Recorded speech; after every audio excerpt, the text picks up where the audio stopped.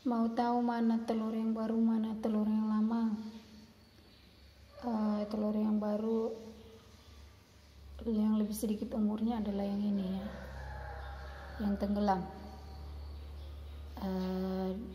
Telur yang sudah lama umurnya yang ini, yang mengapung ya.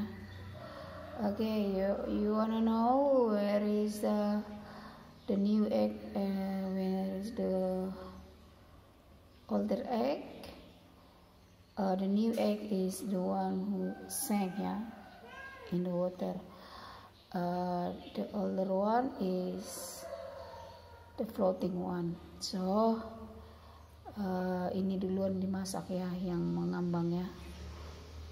Dari this one you cook first, the floating one. Okay, semoga bermanfaat. Sampai jumpa.